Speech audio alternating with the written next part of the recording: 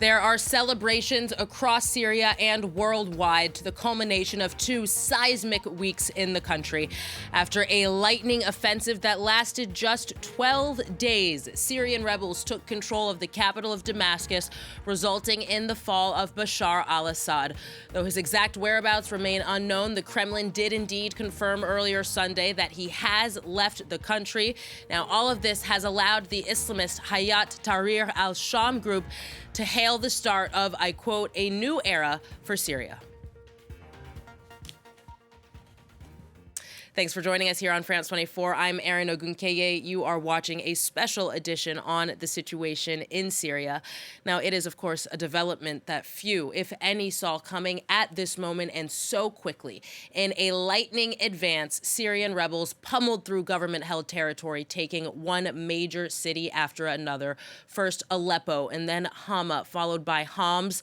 But there was no turning back after the rebels surrounded and entered the capital of Damascus between Saturday and Sunday, officially bringing an end not only to Bashar al-Assad's 24-year rule, but also to 5 decades of Ba'ath Party leadership in Syria. Here's Emily Boyle with more.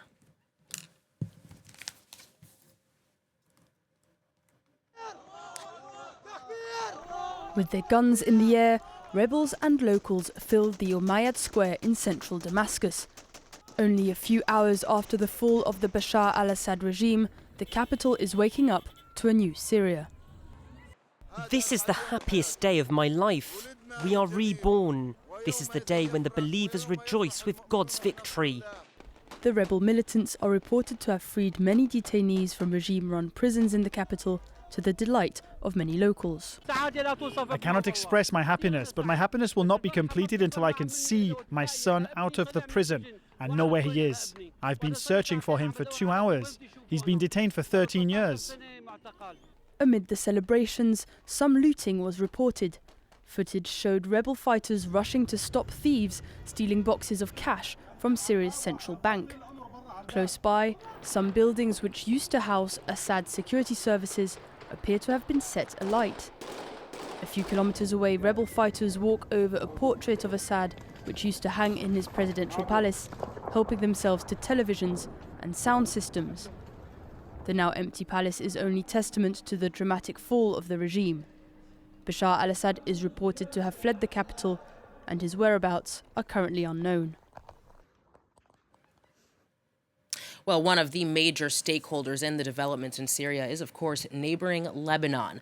The Lebanese army said Sunday that it is reinforcing its presence on the Syrian border, all while attempting to distance itself from the repercussions of this rebel offensive.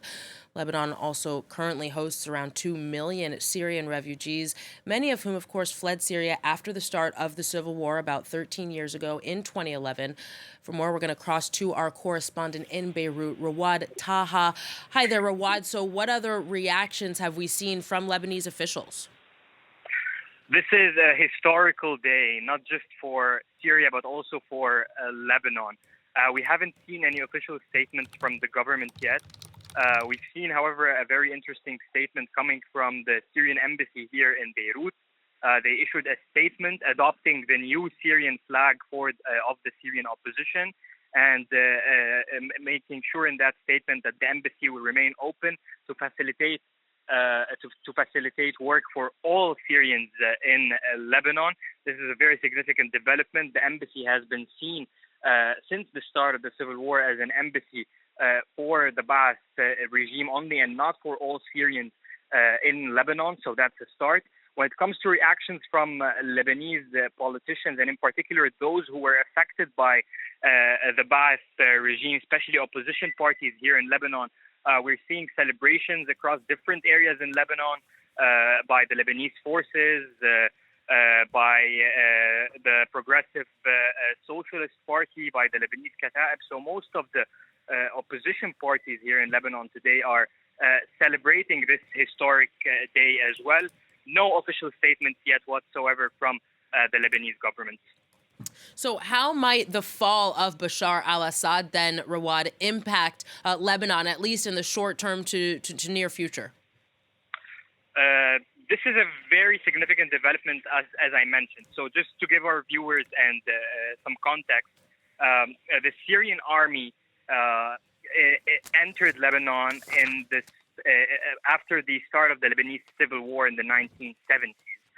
That is when a Syrian hegemony over Lebanon started. The Syrian army stayed in Lebanon since the 1970s till the year of 2005, after the Lebanese revolted against the Syrian presence and occupation in Lebanon. Syria left in 2005, but yet its hegemony through its allies, in particular Hezbollah, was maintained since 2005 and up until this day. Now we're seeing Hezbollah withdrawing all its forces and troops back from Syria at a time when Hezbollah suffered major blows over the past year in the war against with Israel. So indeed, this day is not only marking a new day in the history of the Syrian people and in Syria, but as well as a new day in Lebanon. The next day is not just about Syria; it's also about how will the Lebanese political parties and the Lebanese political actors come together to finally possibly find a resolution to all these crises without any hegemony by any outer power. This is possibly a very optimistic view, but this is what really most of the Lebanese are wishing for on this day. A major blow then to Hezbollah means, of course, a major blow to its main backer, Iran, and its ally, Russia, as well. Rawad Taha in Beirut, thank you very much. Well, cautious optimism is probably the phrase of the day, then, if one were to summarize international reactions to the rebel sweep of Syria and the downfall of Bashar al-Assad. Western nations are certainly erring on the more cautious side, at least in their comments on what may come next in Syria, especially because the rebel group with much of the influence for now, Hayat Tahrir al-Sham, or HTS, is a globally designated terrorist organization, which was once affiliated with al-Qaeda. For more on this, Myriam Benraad joins us on the program. She's a political scientist specialized in the Middle East. Thank you very much for joining us today, Myriam. Thank you. So what we have heard thus far from the rebels, I think, is certainly been seen as reassuring by many in a sense. They claim to have freed political prisoners. They've vowed to end sectarianism, welcome back displaced Syrians from all over the world. Is this conciliatory tone credible to you? Well, first of all, I think we need to contextualize the reformist stance that these rebels, these so-called rebels, they're mostly Islamists and jihadists. The contextualization means going back to the roots of the organization that was indeed originally linked to the al-Qaeda presence in Syria.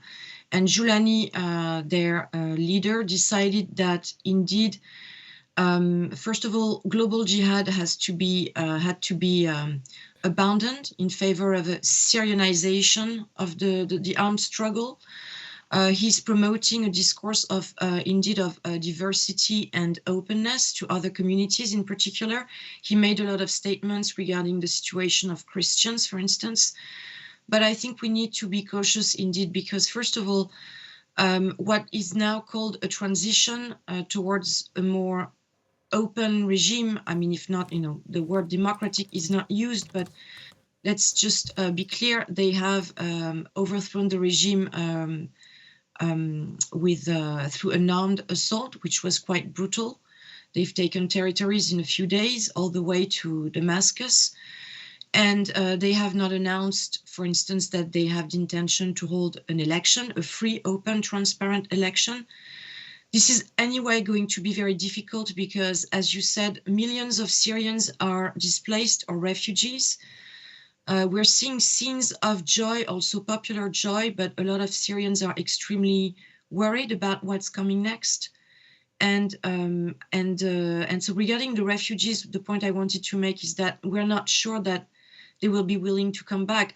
Many will want to see what happens. And my problem is the fragmentation, the level of fragmentation of Syria. How are they going to reunify a country that has been so divided over the years, 11 years of civil war. Myriam, one of the things that we haven't heard much about yet is the fact that thousands of ISIS fighters remain jailed in Syrian prisoners. What might the latest developments mean for their fate? So this is also, there's a lot of uncertainty because at the moment I hear a lot of comments state that these detainees will remain jailed because they're the rivals of HTS within the jihadist landscape in Syria. But at the same time, we have seen this movement free a lot of detainees, including criminals.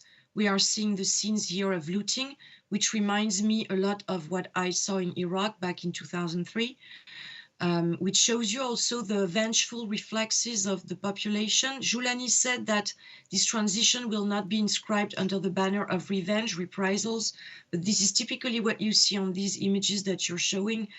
So there's a lot of uncertainty. And regarding the Islamic State, if they see an interest in freeing them, they will free them. So we have no guarantee at the moment.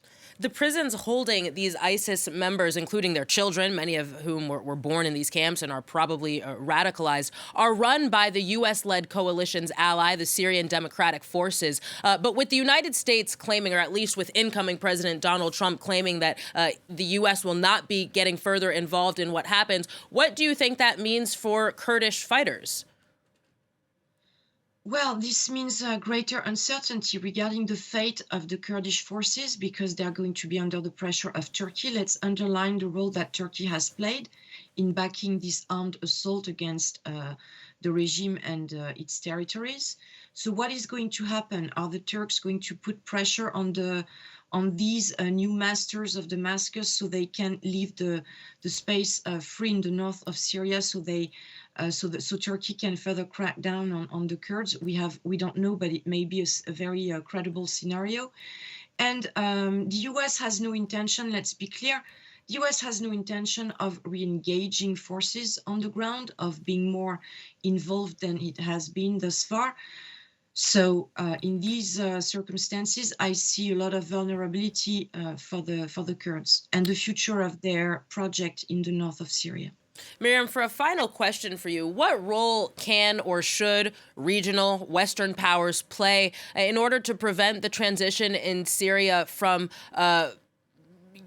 continuing down the road of violence or to prevent this from becoming a security threat abroad? Well, I think this will be, it's an excellent question because I think we're heading more and more towards a regionalization of conflict settlements in the region. We've seen this quite clearly with the war in Gaza. We have seen that the involvement of Western powers and today Russia does not help. So we have to reactivate regional mechanisms of dialogue, cooperation in order to reach whatever status quo can emerge. So indeed, Syria doesn't slip back into chaos, which indeed would be a major security threat, and not just for its neighbors in the Middle East, but also for Western nations. So let's see to what extent neighboring states can also commit further. I don't know if they will in the first place, but this is the trend. Myriam Benraad, political scientist, thank you so much for coming on the show.